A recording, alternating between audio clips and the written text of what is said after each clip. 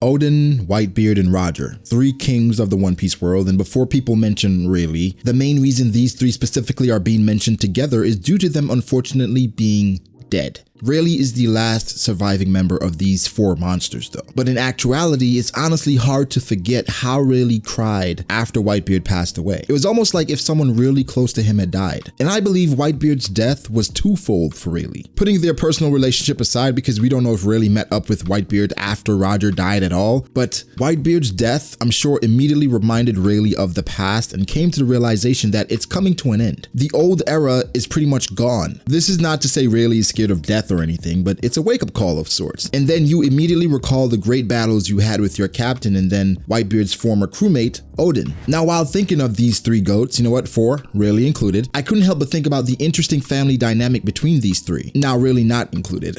It's honestly all so beautiful in hindsight, and the more we learn about Oden, it simply blows me away. It's a beautiful story, yet a very sad tale. Okay, let's start with Whitebeard. From what we learned from Marco, Whitebeard created somewhat a utopia for the poor, and these were people who couldn't afford the heavenly tribute towards the wondrous celestial dragons. Therefore, these countries became unallied and lawless, and this led to those countries becoming breeding grounds for human trafficking and overall violence, and this led to an increase in the population of orphans, and Whitebeard, he was one of them. Quick side note though, it seems Oda is focusing more on trafficking going into Wano as shown by Whitebeard's story, and also remembering Lady Toki, she was approached by traffickers as well. We knew this was a huge business from Sabaody, from the auction house, and that the celestial dragons could do what they want in regards to slaves. We saw from Kuma, a former warlord, being treated that way, but showing just how deep this darkness is, it fleshes out the story even more. It accentuates the need for change and shows that this has been a cancer to the world for a very long time. It even makes you think about what the citizens go through on Totland to be not that bad. Well, Whitebeard was aware of this festering evil and how it affected the world, so he created this place, and he funneled money into it and did what he could for his homeland. This all the while raising a family of his own, and by family I mean his pirate crew. Now for Whitebeard, it's not all clear why and how he managed to join the Rocks Pirates, but here's an assumption. More than likely, being a part of this powerful crew leads to more treasure, or even deeper than that, he himself being collateral damage for the Celestial Dragons. That disdain of the Celestial Dragons would now align with Zebek's goal to rid the world of the dragons, as he had some hostages at God Valley. It's also interesting that while going through these issues on the Rocks Pirates in regards to family and camaraderie within that crew, Bakken, the former pirate who was on Rocks as well, judging by the timeline, has created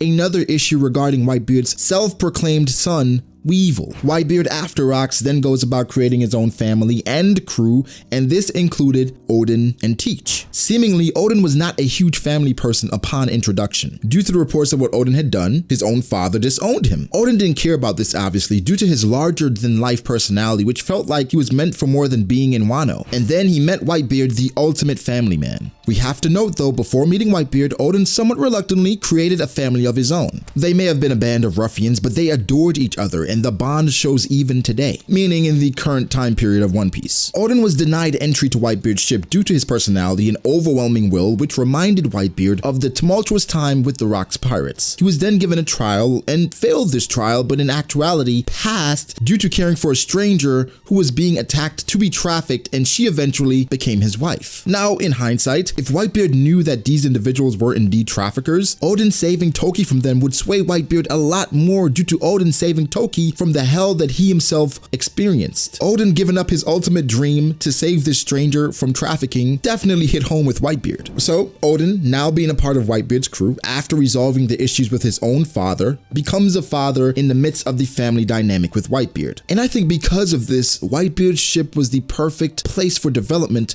for Oden. So while these two, Whitebeard and Oden, connected on the importance of family, Oden still wanted more than Whitebeard could offer. They sailed around the world and they experienced various things, but what about Oden's answer? In chapter 965, Oden tells Izo he cannot go back to Wano until he finds his answer. This answer obviously wasn't surface level, and just traveling with family could not satisfy Oden's urges. Like I stated before, Oden and Whitebeard connected on the importance of family, but not so much on the thrill of adventure. And that's not saying Whitebeard wasn't adventurous, Oden just wanted a bit more. And this is where Roger comes in. Roger's relationship with Whitebeard seemed to be, prior to Oden, strictly professional, meaning they would meet constantly, but on opposite sides, and most notably from what we know, God's Valley and this upcoming battle. This upcoming battle, sans power scaling, will be very impactful on all three characters. Whitebeard will be losing his most powerful commander in the near future to his fiercest rival. Oden will be joining Roger to find out the secrets of the world to see if that gives him his answer. And Roger, as much as he loved being a pirate and the exhilarating lifestyle, would change for the better due to Oden's impact, but also Whitebeard's influence. I'll explain. These three kings presented different perspectives. One man was mostly about family.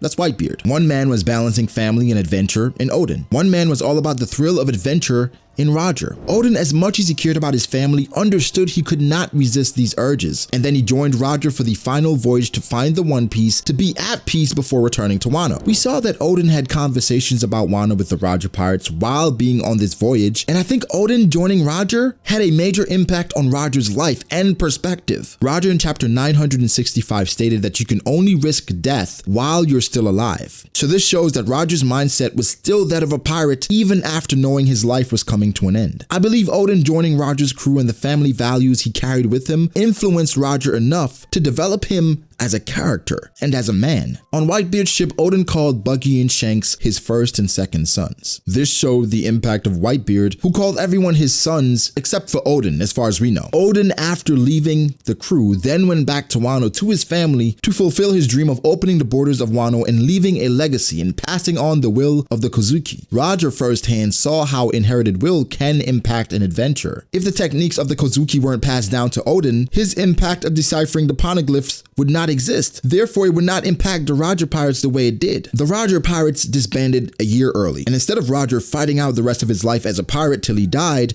which would be in line with his character and his ideals from what we've seen, he chose to take a year to cultivate a relationship with Rouge and become a father himself and leave a legacy behind. Other than that of being a pirate, I personally think that one of the reasons Roger turned himself in, probably the main reason, was to speak to Garp and entrust his son Ace to him. To add even more to this story, Roger's son, Ace, then becomes the son of Whitebeard, mostly due to Whitebeard's influence on Oden, which impacted Roger to be a different man at the end. The beautiful tragedy of it all is that Ace had the blood of Roger, the man that would never run away, in his veins, admired Whitebeard, the man who didn't have a single scar on his back, so Ace never running away was his destiny. He couldn't escape it. One could say he couldn't run away from that trait. This becomes an even sadder tale knowing that one of the orphans Whitebeard accepted on his crew, Marshal D. Teach, led to the death of several of his own sons and ultimately the death of Whitebeard. But there's a silver lining. Whitebeard, when speaking to Oden, stated it was never worth it to engage with the world government. If you keep fighting, even more of them would show up. Whitebeard, for his son, directly engaged with the world government and went against his own approach due to the family that he had grown, the son of his rival and the captain of his commander. The dynamic of these three characters truly cannot be ignored. Each one was important to the other's growth and development, and each one benefited from that growth and development. I'll end it with this. Whitebeard, Oden, and Roger, their dynamic was forged in an improbable way. I doubt Roger saw Ace becoming Whitebeard's sons or one of Whitebeard's sons, but in a way it felt like this was a gift in return for that of Oden, and we know that Whitebeard never looked at Ace differently even though he was a son of Roger, because at the end of it all, through Oden and through the dynamic of their relationship, Whitebeard and Roger became friends. Through rivalry, through Oden, through admiration. We saw at the end, it was almost like two friends talking at the end of their journey. Roger told Whitebeard about the will of D, and Whitebeard was interested more because he had a D on his crew, Teach. Again, a sad tale, but nonetheless a beautiful story because it shows that even through improbable meetings and impossible situations, one thing that seemed to remain was the dynamic of family. But that's it for me, guys. What did you think about the relationship of Oden, Whitebeard, and Roger? There's still a bit more to learn, but I expect it to be amazing as the story unfolds. If we include Garp in this dynamic, that works too.